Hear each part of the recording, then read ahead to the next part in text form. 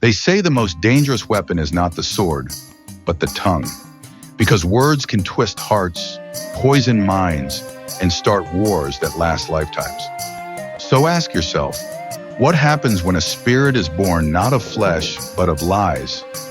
A spirit that doesn't just deceive, but seduces nations into madness, convinces warriors to draw blood over shadows, and turns peace into ash with a single whisper. This is the story of Ekwensu. But make no mistake, this is not a bedtime fable.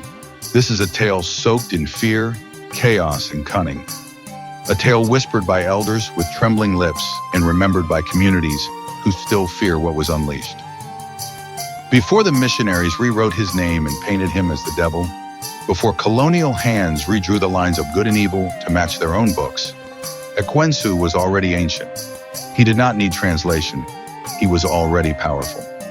Among the Igbo people of southeastern Nigeria, Ekwensu was never just a demon. He was a force, a necessary one. The patron of negotiation and war, of strategy and survival, of commerce and conflict. He was the spirit who could build you an empire with one hand and burn it down with the other. To bargain with Ekwensu was to dance on a knife's edge. To ignore him was to risk madness. And to trust him, that was the deadliest choice of all. But where did this trickster's spirit come from? What cursed spark brought him into being? And how did one mischievous whisper spiral into a war so devastating that even the rivers stopped flowing between clans, as if the earth itself recoiled in terror? Today, on Folktales Cinema, we are not just telling a myth. We are pulling back the veil on a story buried under fear, misinterpretation, and centuries of silence. We're tracing the steps of a spirit born of cleverness, cruelty, and contradiction, of being so complex that he defies the rules of morality itself. So if you're ready to explore the darkest corners of African mythology, if you're ready to meet a spirit who tests the boundaries of man and God alike, then stay with us. This isn't just about what he did. It's about what he represents even today. Before we descend deeper into the tale, let me ask you something. Have you ever made a deal you didn't fully understand? One that seemed harmless, but came with consequences you didn't see until it was too late? Tell us in the comments. I'll be there, reading and replying. Your stories matter here. Your voice helps us keep these legends alive. And if you're drawn to the shadows of myth and memory like we are, do us a favor, hit that like button, subscribe to Folktales Cinema, and tap the bell so you never miss an ancient secret when it resurfaces. Because here, every story we tell is a piece of who we are. Every whisper from the past echoes into the present. Now, gather close, because this is the tale of Ekwensu, the spirit of deception, of battle, of brilliance and blood. And it all began not with a scream, but with a smile. Ekwensu was not born of flesh nor carved from stone. He came into being not from the fertile soil of Ani, the Earth Mother, but from something far more elusive, her exhale, the breath between creation and destruction, the pause between law and chaos. While Ani brought forth crops, balance, birth, and justice, Ekwensu was the other side of the scale. He was forged from imbalance itself, a breath that never settled. He was the impulse that comes after silence, the flicker of defiance in a room full of peace. He thrived in boundaries and contradictions, weaving himself into the cracks of harmony. Where others saw right and wrong, Ekwensu saw opportunity. In the heavenly court of the Alusi, the gods who shaped the world, he stood not as a rebel, but as a question. When the deities declared, "Let there be rain," it was Ekwensu who murmured, "But what if it burned instead?" When peace was agreed upon, he didn't raise a sword, he raised doubt, a crooked smile, a suggestion that things could always be different. He was not evil, no. Evil is simple, predictable. Ekwensu was a strategist, a trickster, a lover of games where the stakes were kingdoms. He didn't seek war because he hated peace. He provoked war because he loved what came after, the bargains, the betrayals, the reshaping of reality. To him, every alliance was a waiting crack, and every crack a chance to twist the world a little more. And one day, the game became something else entirely, something no one could undo. Long before history was written in ink, before maps and flags and boundaries.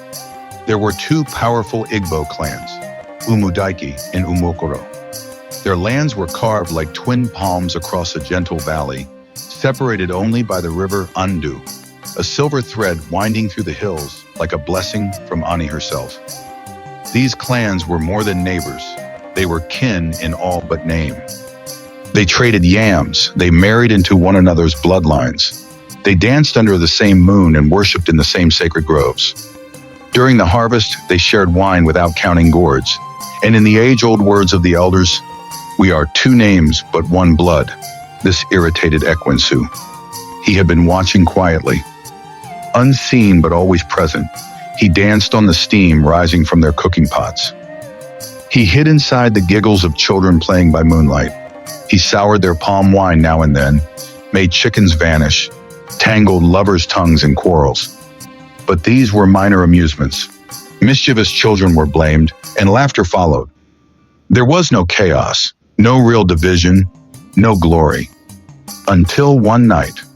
It was the eve of the Ajani festival, a sacred celebration of unity, harvest, and divine favor. On this night, as drums echoed across the hills and fires lit up the sky, Ekwensu took shape, not in the physical world, but in a dream. His chosen vessel was Noji, a young man with ambition burning beneath his skin. Noji was the son of Umudaik's chief priest, and he had grown tired of playing second to elders and oracles. He craved recognition, legacy. In his dream, the spirit's voice slithered in, sweet and slow, like honey poured over a blade. "Your neighbors plot in silence," the voice whispered. "They want your land. I saw them bury charms on your side of the river. They plan to strike from within. But you can stop them. You will be hailed as the one who saw what others did not. Tomorrow, look beneath the rock by the bend in the river." Noji woke with a gasp. His skin was cold with sweat, but the words lingered in his skull like smoke. He didn't question them. He didn't tell anyone. He just went. And under the smooth stone near the riverbank, he found it. A small bundle wrapped in red cloth. Inside were feathers, bones, a coin blackened with time. A charm, planted by Ekwensu himself. By midday, the village was in uproar. "Spiritual attack," they shouted. "Umokoro has cursed us." Elders were summoned, oracles consulted. Divers were sent into the river, searching for more hidden evils. Every result pointed to one conclusion. This was an act of war, a spiritual invasion. The people of Umokoro were stunned. "Why would we curse those we share salt with?" their chief cried. "Why would we poison the hands that bless our own fields?" But suspicion spreads like oil on water, fast, thin, and impossible to remove. And Ekwensu fanned the flames. He whispered to the warriors of Umokoro in their dreams. They gather spears in secret. He whispered to the hunters of Umudike at dusk. Their drums are silent for a reason.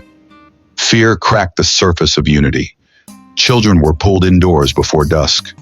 Paths that once echoed with laughter now lay empty. Marriages that once united both clans suddenly frayed. People stopped trading, stopped greeting each other at the river. Whispers replaced laughter. Doubt replaced trust. And all the while, Ekwensu watched, not as a monster, but as a storyteller watching his tale unfold. What happened next would not be reversed in a day, or even in a lifetime. This was only the beginning. And so it began. What started as a whisper, soft, slithering, untraceable, quickly thickened into silence. But this wasn't the kind of silence that brings peace. No, the silence pressed against the chest like a held breath before a scream. It turned into suspicion, suspicion into insult, and insult into rage. Rage became a slap became a spear, and before anyone realized what had happened, the river Andu, once a lifeline of unity, was filled not with fish, but with the blood of brothers. They say that when two siblings fight, it is the stranger who inherits their father's legacy. But what becomes of a people when that fight was never truly theirs to begin with? when the seeds of their destruction were planted not by greed or pride, but by a spirit born of smoke and mischief. This was not a war waged for land or gold. It was a war born of manipulation, crafted by Ekwensu's invisible hand and fed by the insatiable hunger of fear. Once the first spear pierced flesh, there was no going back. Under moonlight, the warriors of Umude crossed the river Endu. Their faces were painted with ash and camwood, their hearts hardened by stories of betrayal whispered in the night. They struck fast and without warning. Umokoro, unprepared, defended themselves with desperation. Machetes pulled from barns, farming sticks repurposed into weapons.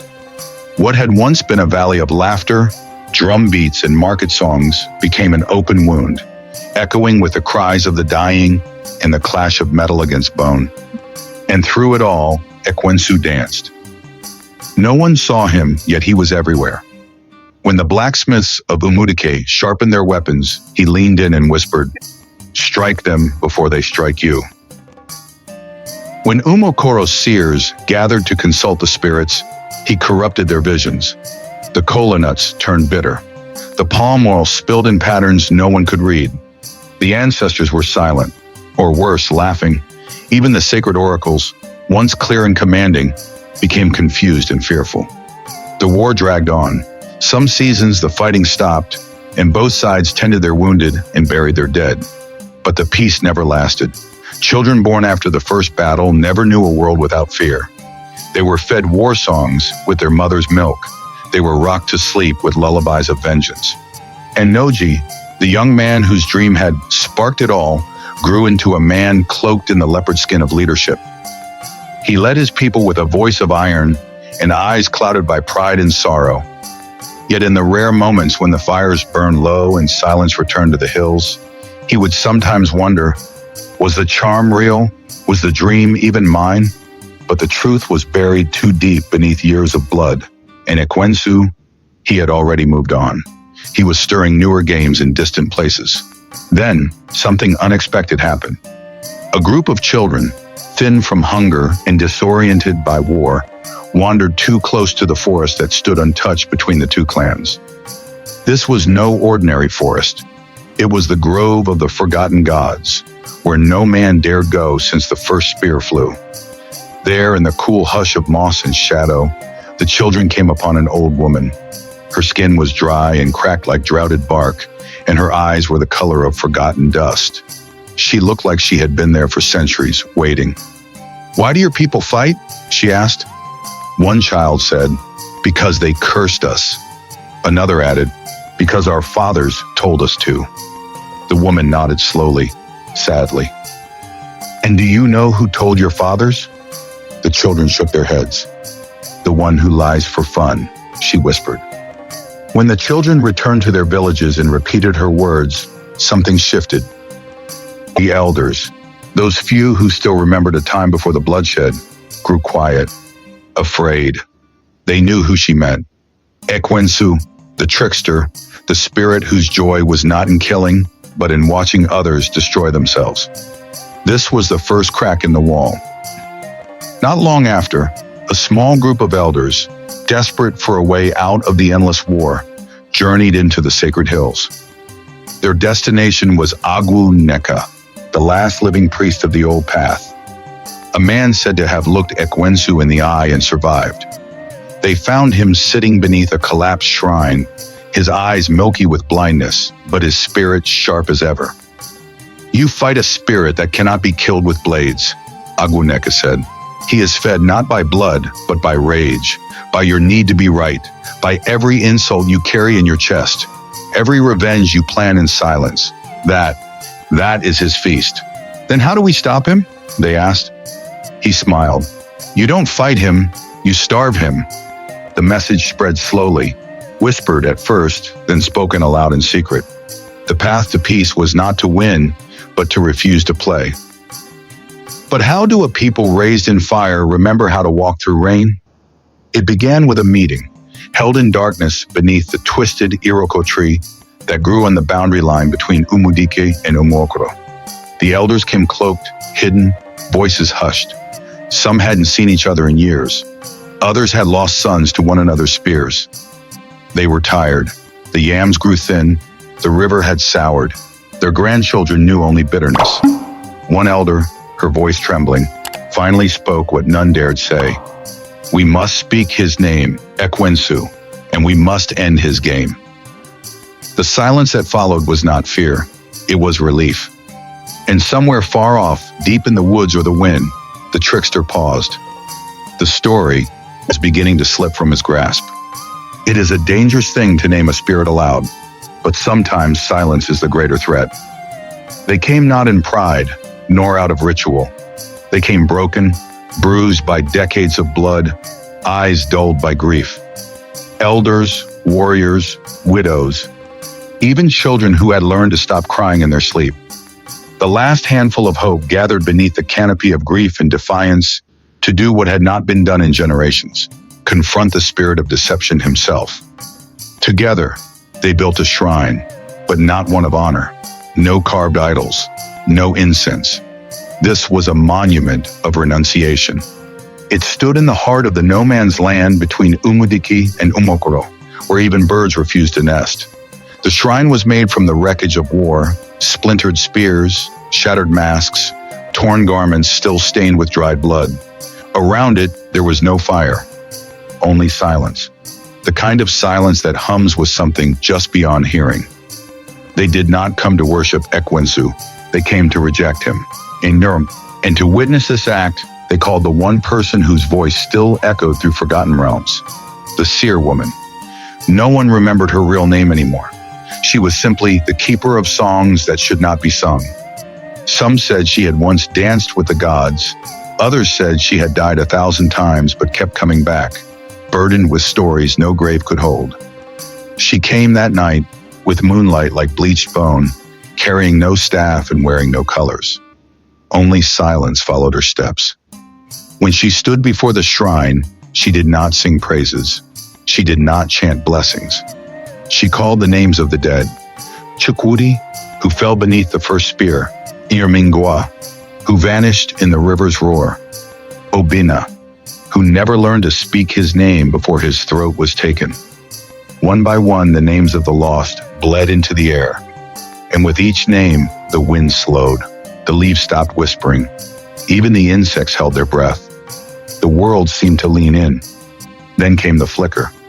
No fire had been lit, yet the shrine glowed with sudden, unnatural warmth.